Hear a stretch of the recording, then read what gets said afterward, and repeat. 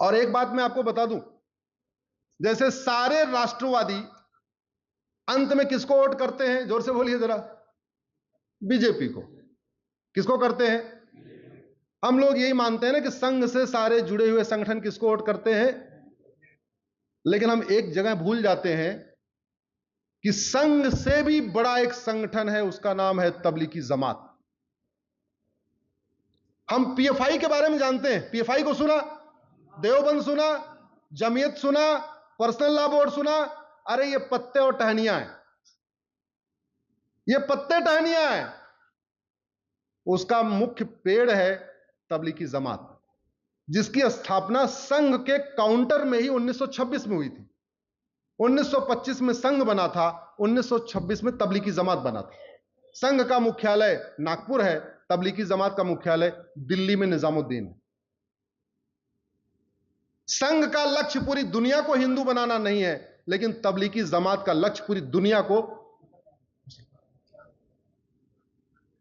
150 देशों में काम करता है। और आपको यह जान के आश्चर्य होगा, भारत में संघ को बैन किया लेकिन तबलीगी जमात को बैन। अरब देशों ने संघ को बैन नहीं किया, लेकिन अरब देशों ने तबलीगी जमात को बैन किया।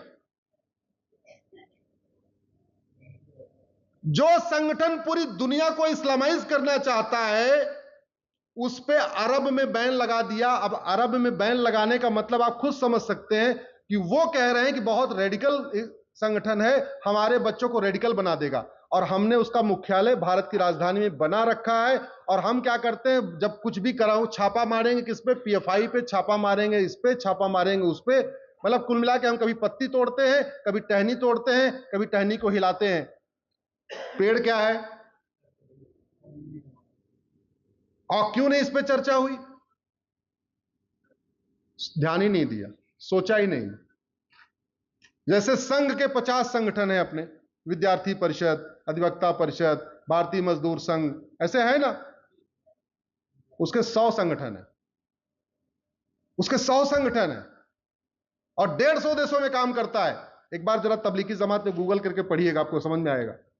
तो हमने जो पूरी दुनिया को इस्लामाइज करना चाहता है, उसका मुख्यालय हमने अपने देश में अलाउ किया हुआ है। तो अगर अलाउ किया है तो फिर नतीजा तो हमें भुगतना पड़ेगा। हमने किया क्या? भागने में भी तो अलाउ किया था, आपको 12 बजे एनए से गए थे। घुसपैठ। आप ये बताइए,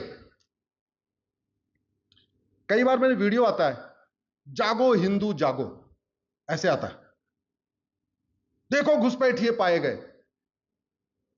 हिंदू जाग के क्या करेगा? घुसपैठियों को मारेगा। जोर से बोलिए जरा। घुसपैठियों को निकालना किसका काम है? जागो हिंदू जागो, चंगाई सभा हो रही है, चंगाई सभा रोकने किसका काम है? जोर से बोलिए जरा।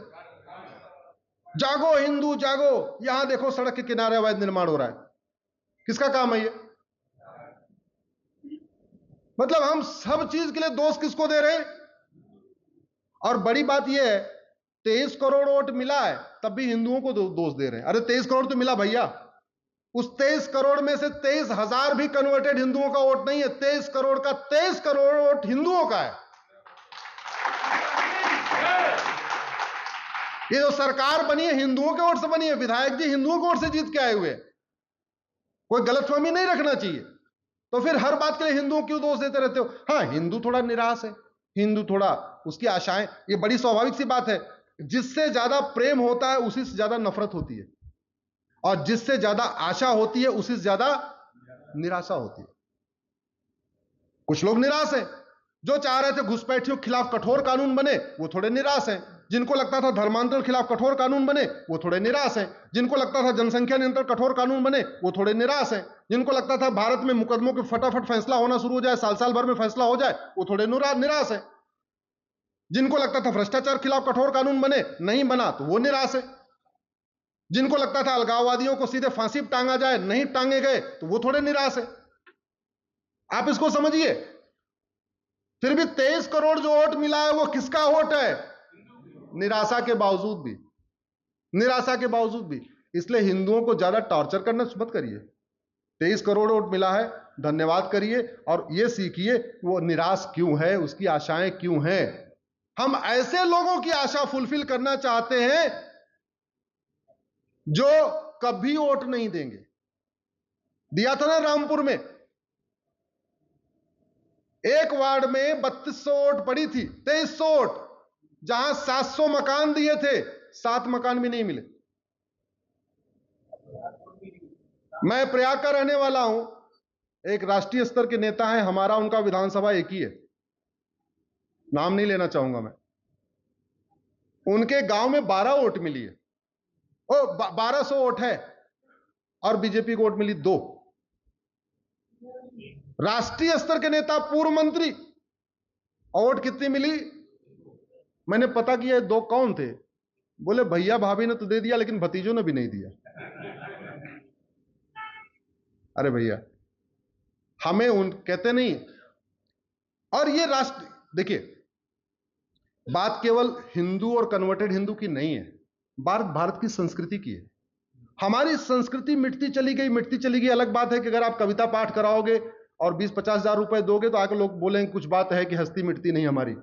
कुछ कवि ऐसा बोल सकते हैं, बोलते भी है ना, मीठा झूठ परोसते रहते हैं, कुछ बात है कि हस्ती मिटती नहीं। अरे भैया, दुर्योधन का ननिहाल गंधार देखते देखते कंधार हो गया, अफगानिस्तान बन गया। राजा भरत का ननिहाल कैकेयी, जहां से माता कैकेयी आई थी, वो पाकिस्तान बन गया। वेस्ट पंजाब पाकिस्तान में चला गया, ईस्ट बंगाल बांग्लादेश बन गया। भारत के 9 राज्यों से खत्म हो गए, 800 जिलों में से 200 जिलों में खत्म हो गए, 6000 तहसीलों में से 1500 तहसीलों में खत्म हो गए। भारत के बॉर्डर पे 300 तहसीलें हैं, 300 की 300 तहसीलों से खत्म हो गए। लेकिन जैसे 1 लाख रुपए मिल जाएगा, ये पारस जैन जी कविता पाठ कराते रहते हैं इंदौर में, तो जैसे इनके कविता पाठ 1 लाख रुपए देते हैं, वो आके बोलते हैं कुछ बात है कि हस्ती मिटती नहीं हमारी। मीठा झूठ परोस के चले जाते हैं इनके कवि आके। हस्ती मिट चुकी है, पूरी दुनिया से मिट चुकी है, गलतफहमी मत रहिए। भारत में 28 राज्य हैं, 8 केंद्र शासित प्रदेश हैं, टोटल हो गए 36 में से 9 राज्यों में यानी 25% राज्यों में हस्ती मिट चुकी है। 800 जिले हैं, 200 जिलों में हस्ती मिट चुकी है, यानी 25% जिलों में हस्ती मिट चुकी है। 6000 तहसील में से 1500 तहसील में हस्ती मिट चुकी है, यानी 25% तहसीलों से हस्ती मिट चुकी है।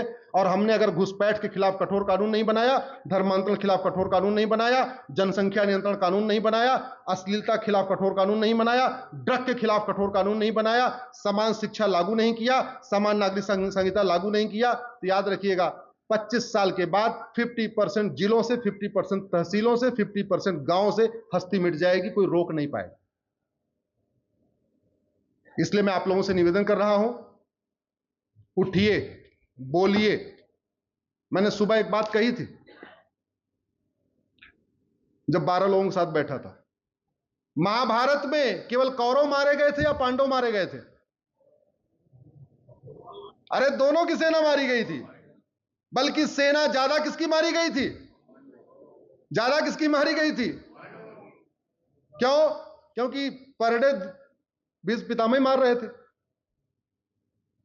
क्या महाभारत रुक नहीं सकता था? क्या रुक सकता था? क्यों नहीं रुका? एक नहीं, अनेक कारण है। भीष्म के लिए अपनी प्रतिज्ञा सबसे ऊपर थी, उनके लिए राष्ट्र प्रथम नहीं था। द्रोणाचार्य जी के लिए हमने नमक खाया है, हम राज सत्ता के साथ रहेंगे, उनके लिए राज प्रथम था, राष्ट्र प्रथम नहीं था। कर्ण के लिए मित्र प्रथम था, राष्ट्र प्रथम नहीं था। कृपाचार्य के लिए चूंकि कुल गुरु थे, उनके लिए कुल प्रथम था, राष्ट्र प्रथम नहीं था। और सैनिकों के लिए अपनी ड्यूटी प्रथम थी, राष्ट्र प्रथम नहीं था। अगर भीष्म ने विद्रोह किया होता, महाभारत होता क्या? जोर से बोलिए जरा। द्रोणाचार्य ने विद्रोह किया होता, महाभारत होता क्या? कृपाचार्य ने विद्रोह किया होता क्या? कर्ण विद्रोह करता होता क्या? बाकी छोड़ो, सेनापतियों ने विद्रोह कर दिया होता तो होता क्या? तो मारे गए दोनों, और ज्यादा कौन मारा गया? पांडव, जो धर्म के रास्ते पे थे। मैं इसलिए कह रहा हूं, इस सैटरडे संडे में आपके बीच में हूं। पिछले सैटरडे संडे में जबलपुर, मैहर, सतना था। जबलपुर में आर्मी कैंट के पास एक पहाड़ी है, सारे बांग्लादेशी आके बस गए, सारे। और वहां एक नया मोहल्ला है, जबलपुर का कोई है क्या इधर? एक वहां नया मोहल्ला है, पता करिएगा, है ना नया मोहल्ला। उस नया मोहल्ला में 90% सिंधी रहते थे, सारे पाकिस्तान से आए। 1947 में उसका नाम ही नया मोहल्ला रखा गया, क्योंकि वहां सारे सिंधुओं को, एक ट्रेन आई होगी, 2 ट्रेन आई होगी, सारा वहां रोक के वहीं उनको बसा दिया गया। और उस नया मोहल्ला के 90% सिंधी पलायन कर चुके हैं। तो 2047 में पलायन किए सिंध से, और 1947 में पलायन किए सिंध से, और 2017 में पलायन किए जबलपुर के नया मोहल्ला से। कब तक चलेगा पलायन?